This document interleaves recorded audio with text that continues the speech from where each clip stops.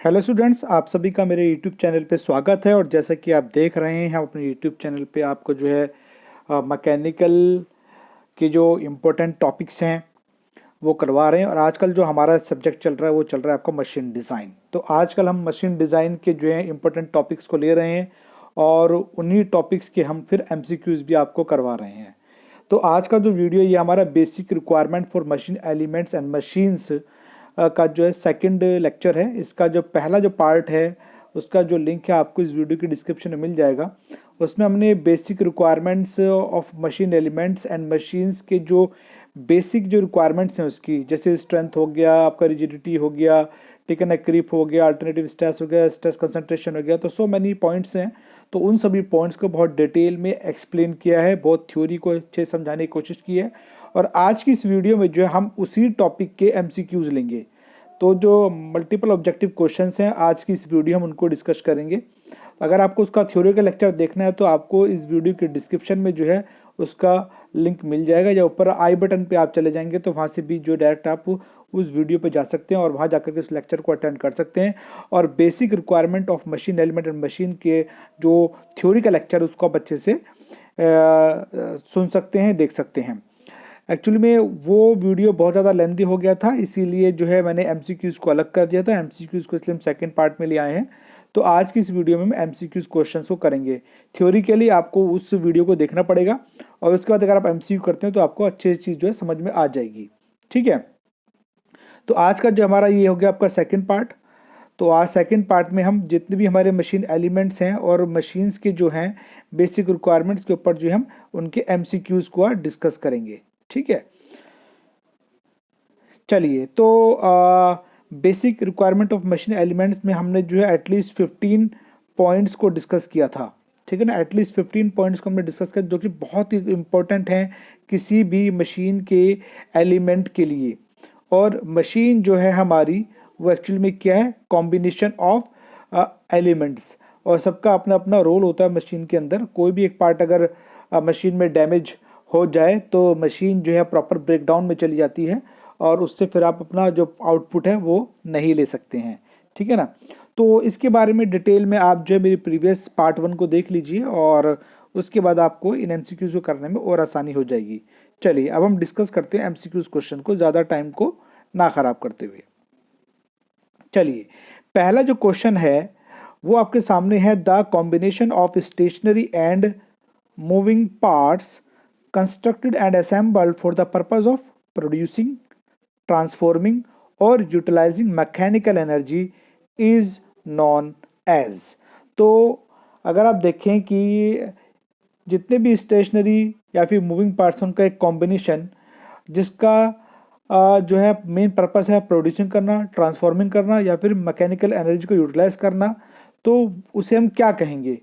तो उसे हम कहेंगे आपका मशीन। ठीक है, क्या कहेंगे उसको? हम मशीन कहेंगे। तो अगर हम मशीन को देखें तो मशीन में एक्चुअली में क्या है, मशीन जो है कॉम्बिनेशन है किसका, स्टेशनरी और मूविंग पार्ट्स का।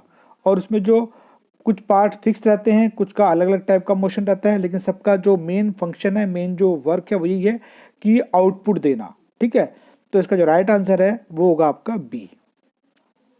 चलिए अब लेते हैं अगला question, question number 2। Question number 2 में पूछा है, is the conceptualisation of A set of interconnected parts components and systems of A parts. ठीक है ना, तो अगर हम देखें dash is the conceptualisation of A set of A interconnected part component and system of A part. तो मतलब ये है कि हम जो है मतलब एक कंसेप्चुलाइजेशन करते हैं, किसी चीज़ को अगर बनाना है तो उसमें सबसे पहले हम क्या करेंगे, कंसेप्चुअली सोचेंगे उसके बारे में, कंसेप्ट क्रिएट करेंगे, उससे इंटरकनेक्टेड पार्ट्स को बनाएंगे, कंपोनेंट्स को डिजाइन करेंगे। ठीक है ना, तो ये सब जो कंसेप्चुअलाइजेशन करते हैं हम किसी भी पार्ट को, कंपोनेंट को या किसी भी मशीन के लिए, वो हम करते हैं आपका किस में, मशीन एलिमेंट्स में, मशीन में, मशीन डिजाइन में, इनमें से किसी में भी नहीं। तो कंसेप्चुअलाइजेशन जो हम करते हैं किसी पार्ट को लेकर के, किसी के नए कंपोनेंट को लेकर या किसी मशीन को लेकर के, और उस मशीन में जितने कंपोनेंट हैं उन सबको लेकर के, तो वो सारा हम करते हैं आपका मशीन डिज़ाइन के अंदर। किस में करते हैं हम? मशीन डिज़ाइन के अंदर करते हैं।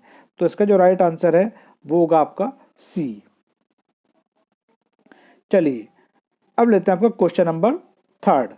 क्वेश्चन नंबर थर्ड में पूछा है when all the machine components are assembled together with the help of the nut, bolt, key, axles, rivets, weld, other fasteners, then it is known as. जब हम किसी मशीन के जितने भी कंपोनेंट हैं उनको हम जो है जब असेंबल करते हैं किसके नट से, बोल्ट से, कीज से, एक्सल्स से, या फिर रिविट से, वेल्ड से, या दूसरे फास्टनर्स का यूज़ करके, तब उसको क्या कहते हैं हम? तो उसको उनको हम मशीन कहते हैं, मशीन एलिमेंट्स कहते हैं, मशीन डिजाइन प्रोसेस कहते हैं, या फिर इनमें से कुछ नहीं कहते, उनको हम कहते हैं मशीन एलिमेंट्स। क्या कहते हैं हम? मशीन एलिमेंट्स कहते हैं। तो इसका जो राइट आंसर है वो होगा आपका बी। चलिए अब लेते हैं हम क्वेश्चन नंबर 4। क्वेश्चन नंबर 4 आपके सामने, a machine element of a machine should be strong so that it does not damage or deformed permanently during the specified lift of the machine, it is known as. कह रहे हैं कि कोई भी machine का जो एलिमेंट है वो इतना स्ट्रॉन्ग होना चाहिए कि वो डैमेज ना हो, वो डिफॉर्म ना हो परमानेंटली। जब मशीन जो है लिफ्ट कर रही हो या फिर मशीन ऑपरेशन कर रही हो, मशीन जो है किसी लोड को, किसी कंपोनेंट के ऊपर डिफरेंट टाइप के ऑपरेशन कर रही हो, तो वो तो कंपोनेंट के अंदर जो है वो क्या होनी चाहिए? इनमें से स्ट्रेंथ होनी चाहिए, rigidity of the machine element होनी चाहिए, स्ट्रेस कंसंट्रेशन होनी चाहिए, या फिर इनमें से कोई भी नहीं। जाहिर सी बात है जब किसी मशीन के ऊपर कोई लोड या कोई ऑपरेशन होगा तो वो लोड जो है डिस्ट्रीब्यूट होगा मशीन के एलिमेंट्स के ऊपर, तो उस टाइम जो है मशीन के जो एलिमेंट्स हैं वो स्ट्रांग रहें और उनमें किस तरह कोई डिफॉर्मेशन, कोई डैमेज ना हो। तो इसका मतलब ये हुआ कि उनकी जो strength of the machine element अच्छी होनी चाहिए। तो इसका जो राइट आंसर है वो होगा आपका ए। चलिए अब लेते हैं अगला क्वेश्चन, क्वेश्चन नंबर 5। इसे पूछा है which of the following are the important design method for increasing the rigidity of machine element. तो अगर इनमें से अगर हम मशीन की जो एलिमेंट्स हैं उनकी रिजिडिटी को बढ़ाने के लिए इनमें से कौन सा पॉइंट इंपॉर्टेंट है डिजाइन मेथड के लिए? तो उसमें आपका इसमें the incorporation of additional support, decrease the length of the part in tension or increase the cross section area, all of this. अगर मैं रिजिडिटी के पैरामीटर से देखूं किसी भी मशीन के एलिमेंट को, किसी कंपोनेंट के लिए, तो हमेशा रिजिडिटी के लिए जो है एडिशनल सपोर्ट की जरूरत पड़ेगी। और अगर टेंशन बहुत ज़्यादा आ रहा है किसी कंपोनेंट में तो उसकी लेंथ को हमको रिड्यूस करना होगा, उसके एरिया को बढ़ाना पड़ेगा। तो आई थिंक ये जितने भी हैं सभी के पॉइंट्स हैं ये आपके आएंगे इसके अंदर। तो इसका राइट आंसर है वो होगा आपका डी। ठीक है, चलिए अब लेते हैं आपका क्वेश्चन नंबर 6। क्वेश्चन नंबर 6 में पूछा है इसने the distribution of stress inside the component due to external force or load is actually influenced by the shape of the section of the component is known as. तो ये कह रहा है कि जब किसी कंपोनेंट में स्ट्रेस का डिस्ट्रीब्यूशन होता है ड्यू टू किसी एक्सटर्नल फोर्स या एक्सटर्नल लोड के कारण, तो उस केस में क्या होता है जिस हिसाब से कंपोनेंट की शेप चेंज होगी उसी हिसाब से जो उसका जो है स्ट्रेस का भी जो है शेप जो है चेंज होगा।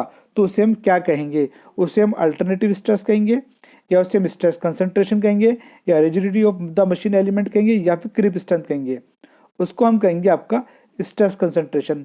अगर आपने स्ट्रेस कंसंट्रेशन को समझना है तो आप मेरी इस वीडियो के डिस्क्रिप्शन में जा सकते हैं या फिर मेरा यूट्यूब चैनल पर जा सकते हैं।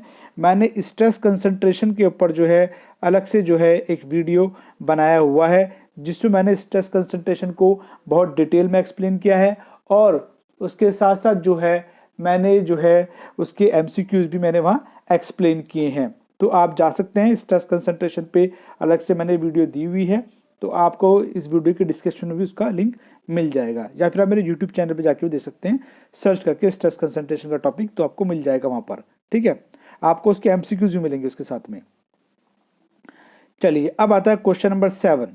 क्वेश्चन नंबर 7 में पूछा है इसने आपका the material is subjected to varying stress such as those produced by repeated loading and unloading or by reversal of load is known as. कह रहा है कि भाई कोई मटेरियल है उसके ऊपर जो वेरिंग स्ट्रेस, मतलब वेरिंग का मतलब कोई ज़्यादा कभी कम इस तरह से लोड आ रहा है, और या फिर अगर मैं इसको आसान लैंग्वेज में आपको समझाना चाहूँ कि कोई मशीन है, अगर मशीन के ऊपर हम काम कर रहे हैं तो काम के दौरान क्या होगा, जब उस पर डिफरेंट ऑपरेशन परफॉर्म होंगे तो उस टाइम जो है मशीन के कंपोनेंट्स के ऊपर जो है अलग लोड होगा। जब मशीन पे खाली लोड को या किसी कंपोनेंट को फिट किया जाएगा तब मशीन के पार्ट्स पे अलग तरह का लोड होगा। जब मशीन अनलोड होगी तब स्ट्रेस जो है मशीन के पार्ट्स पे अलग तरीके से होगा। ठीक है, तो कहने का मतलब एक तरह से होगा कि एक अलग अलग सिचुएशन बनेगी, अलग अलग वायरिंग लोड होगा, तो जाहिर सी बात है उस केस में जो स्ट्रेस है वो भी आपका बढ़ेगा घटेगा कंपोनेंट के ऊपर। तो क्या कहलाएगा आपका alternative stress, creep strength, heating of machine element या फिर स्टिफनेस। तो जाहिर सी बात है जब वेरी करेगा आपका stress due to variation of load तो उस केस में आपका वो कहलाएगा अल्टरनेटिव स्ट्रेस। ठीक है, तो इसका जो राइट आंसर है वो होगा आपका ए। ठीक है, ए इसका राइट आंसर है। चलिए अब लेते हैं हम आपका question number 8। When an external force or load is applied on the ductile material up to a certain value, a grade increase in elongation take place with time without increase in load. This phenomena is known as।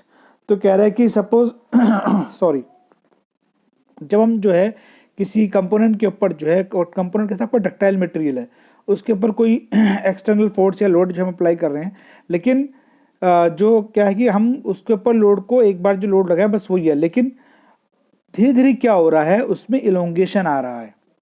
हम load नहीं बढ़ा रहे हैं, हमने suppose किसी component को load रख दिया और हम देख रहे हैं कि ठीक है वो उस लोड को जो कैरी कर रहा है, लेकिन हमने 10 घंटे बाद या 50 दिन बाद हमने देखा कि धीरे धीरे उसमें जो है उसकी शेप में चेंज हो रहा है। तो इसका मतलब ये वो क्या कहलाएगा आपका, वो एक तरह से अगर हम कहें तो वो आपका अल्टरनेटिव स्ट्रेस तो नहीं होगा, वो ना हीटिंग ऑफ मशीन एलिमेंट हुआ ना स्टिफनेस हुआ, तो वो कहलाएगा आपका क्रीप स्ट्रेंथ। क्या कहलाएगा वो, क्रीप स्ट्रेंथ कहलाएगा आपका।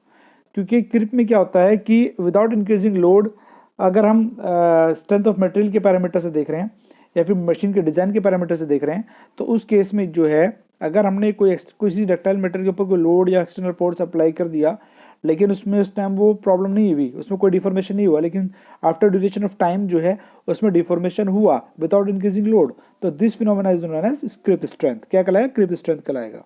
तो राइट आंसर इज बी।